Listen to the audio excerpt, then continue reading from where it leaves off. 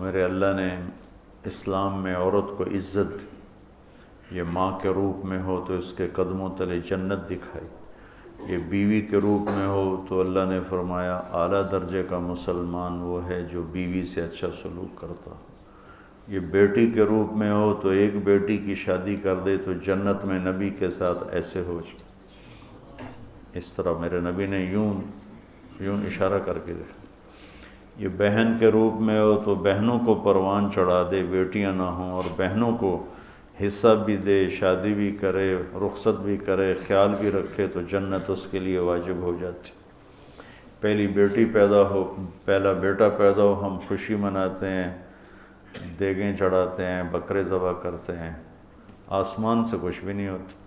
اگر پہلی بیٹی پیدا ہو اور خامند بھی خوشی منائے اور بیوی بھی، یہ شرط ہے، تو آسمان سے ایک فرشتہ اترتا ہے جس کے سبز زمرد کے پر ہوتے ہیں، وہ اس بچی پر، اس ماں پر ایسے پر بچھا دیتا ہے اور کہتا ہے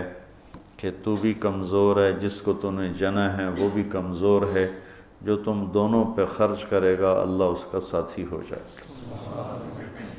بیٹا پیدا ہو تو کوئی فرشتہ نہیں آتا، بیٹی پیدا ہو تو یوں فرشتے نازل ہوتے ہیں۔ تو اللہ تعالیٰ نے عورت کو عزت دی، مقام دیا، ہر رشتے میں، ہر روپ میں اس کو ایک عالی شان مقام دیا کہ یہ کھلونا نہیں ہے، یہ تمہاری ہوس کو پورا کرنے کا آلہ نہیں ہے، اس کو اللہ نے عزت دی ہے، اس کو عزت کے ساتھ ہر رشتے میں اس کو عزت دو۔ اور علماء فرماتے ہیں کہ اللہ سیدھا دائیں طرف زیادہ افضل ہے بائیں سے،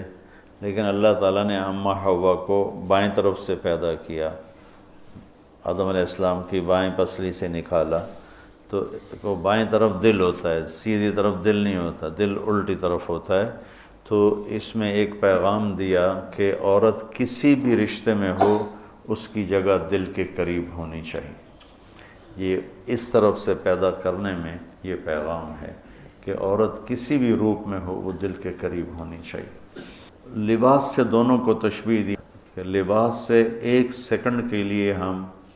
بے نیاز نہیں ہو سکتے، ایسے ہی عورت کے بغیر